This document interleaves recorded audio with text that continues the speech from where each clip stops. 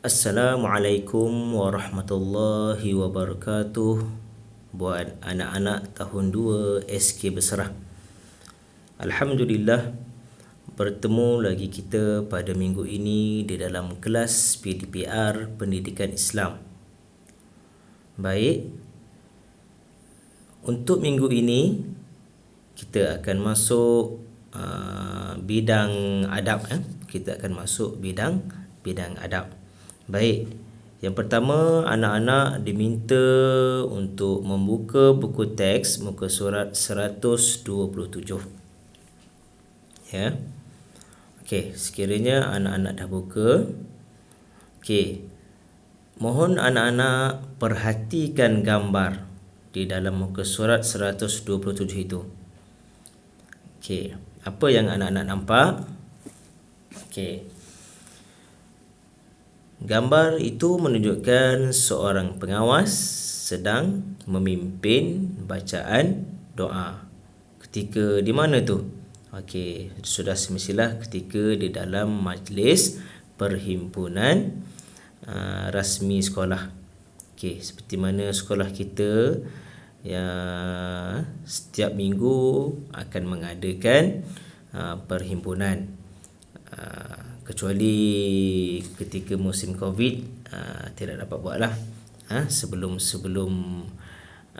Covid dulu, sekolah akan mengadakan setiap minggu perhimpunan. Dan kalau anak-anak masih ingat, setiap kali perhimpunan akan ada pengawas yang akan membaca doa. Okey. Baik. Tajuk kita minggu ini ialah perkenankan doaku. Perkenankan doaku. Tengok apa yang didoakan oleh pengawas tu. Okey. Ya Allah, rahmatilah kami, ibu bapa dan guru-guru kami. Kurniakan kami ilmu yang bermanfaat, amalan yang diterima dan kejayaan di dunia dan juga di akhirat. Baik anak-anak, mengapa kita perlu berdoa? Mengapa kita perlu berdoa? Cuba anak-anak fikir. Fikir, kenapa? Okay. Baik. Kita perlu berdoa kerana apa? Kerana menunjukkan yang diri kita ini lemah. Diri kita ini lemah. Kenapa? Dan kita perlu meminta kepada Allah. Sebab itu kita perlu berdoa. Kita perlu meminta pada Allah sebab kita ini lemah. Dan doa ini juga kita boleh katakan sebagai senjata untuk orang mukmin. Sebagai senjata. Baik.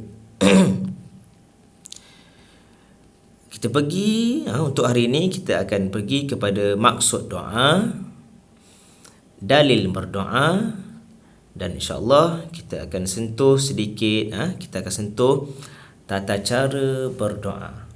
Okey. Sekarang buka muka surat 128. Kita tengok apakah maksud doa. Apakah maksud doa? Doa bermaksud perbuatan hamba memohon sesuatu kepada Allah Subhanahu wa taala. Doa bermaksud perbuatan hamba memohon sesuatu kepada Allah Subhanahu wa taala. Itu maksud doa. Doa ni satu perbuatan. Perbuatan siapa? Perbuatan hamba. Siapa hamba itu? Hamba itu adalah manusia, kita semua. Saya, anak-anak, ibu bapa lain, itu dikatakan hamba. Perbuatan hamba memohon sesuatu. Kita memohon ini bermaksud kita meminta. Kita meminta sesuatu kepada Allah. Sebab apa kita minta? Kita ni lemah. Kita tidak hebat. Kita tidak hebat. Kita minta dan sekiranya dengan izin Allah, maka kita dapat apa yang kita nak tu. Itu maksud berdoa. Faham anak-anak? Okey, saya ulang sekali lagi. Doa bermaksud perbuatan hamba memohon sesuatu kepada Allah Subhanahu wa taala. Seterusnya, kita pergi kepada dalil. Dalil, okey. Dalil atau bukti ni kita ambil daripada Al-Quran. Allah Subhanahu wa taala memerintahkan kita supaya berdoa. Firman-Nya, firman Allah dalam Al-Quran surah apa? Dalam surah Al-Ghafir. Surah Ghafir. Surah Ghafir ayat 60. A'udzu billahi minasyaitonir rajim. Wa qala rabbukum ud'uni astajib lakum. Maksudnya, Tuhanmu telah berkata, berdoalah kepadaku, nescaya aku perkenankan. Di dalam Al-Quran Allah dah kata, Tuhanmu telah berkata, berdoalah kepadaku, nescaya aku perkenankan. Kita minta lah. Kita minta lah kepada Allah Subhanahu Wa Taala. Minta dengan sebenar-benarnya kita minta. InsyaAllah Allah akan perkenankan. Itu dalil. Seterusnya tata cara berdoa. Tata cara berdoa. Baik anak-anak. Yang pertama, baca nampak tata cara berdoa. Okey, saya besarkan sikit ni supaya anak-anak nampak. Okey. Tata cara berdoa. Yang pertama niat yang ikhlas kerana Allah. Yang pertama kita mestilah ikhlas niat. Kita berdoa ni, kita minta ni ikhlas kerana Allah. Bukan kita nak menunjuk-nunjuk. Bukan kita nak menunjuk-nunjuk. Yang kedua, berwuduk. Kenapa berwuduk? Bila berwuduk, kita berada dalam keadaan yang bersih, yang suci. Seperti mana kita hendak menunaikan solat ataupun membaca dan menyentuh Al-Quran. Kita kena berwuduk.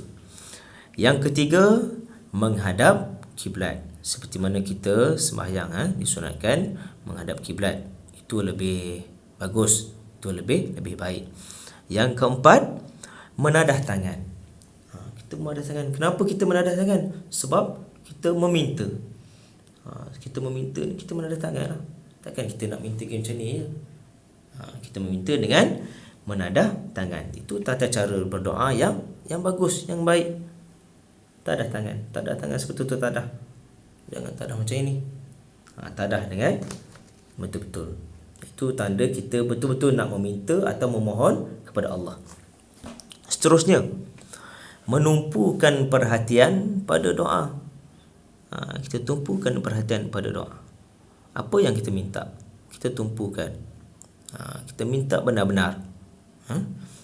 Yang seterusnya, memulakan dengan memuji Allah.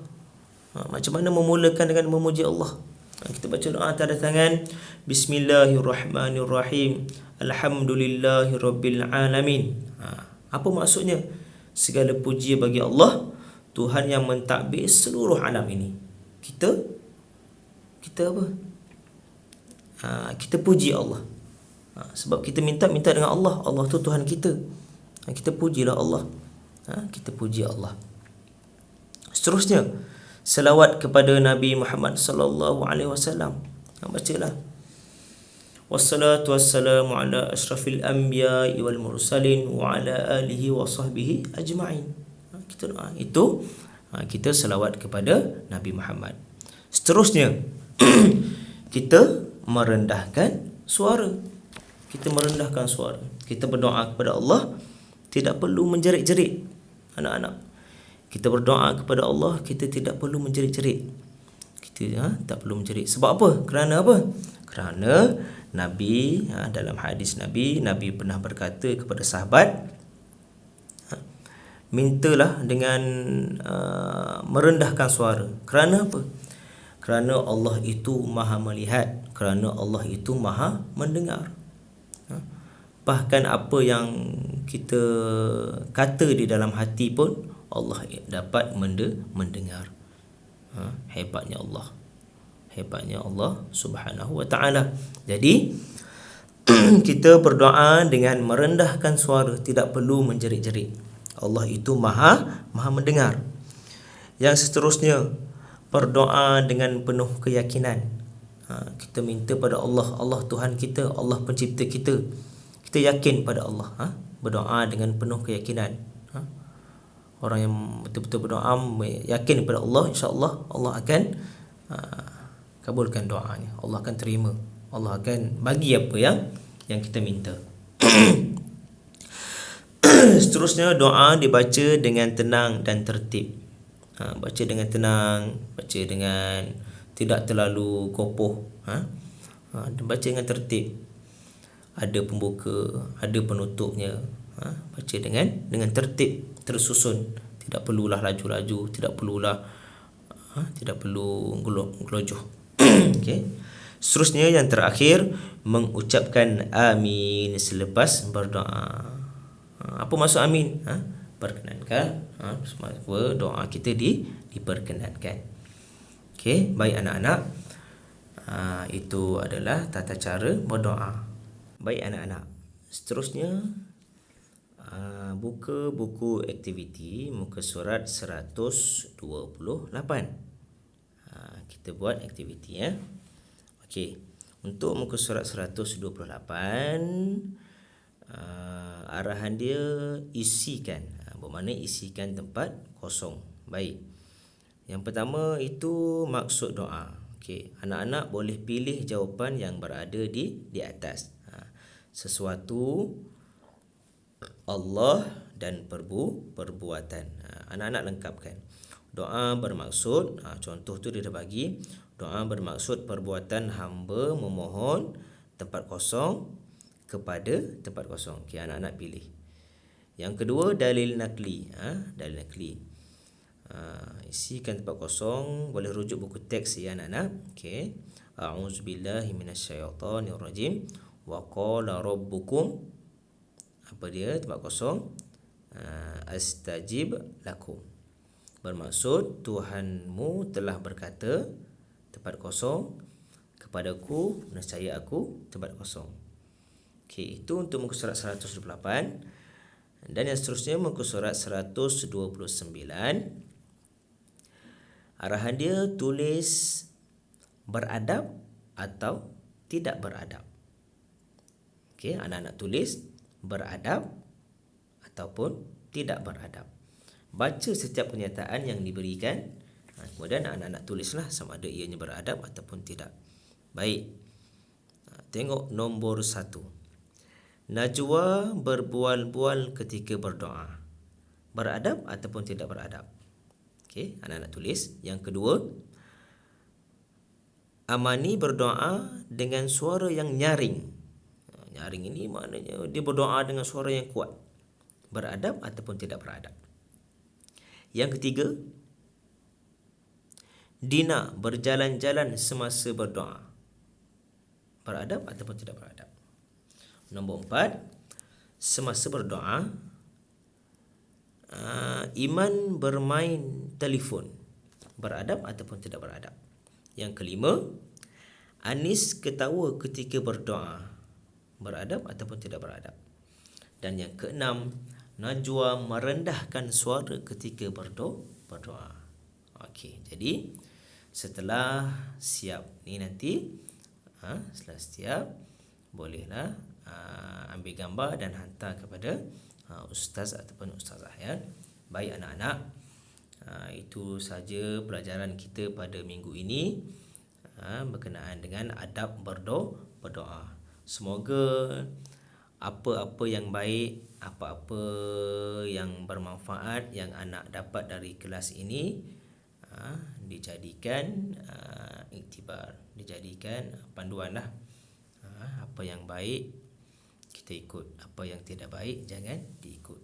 Baik anak-anak, Berjumpa lagi di kelas akan datang, insya-Allah pada minggu akan datang.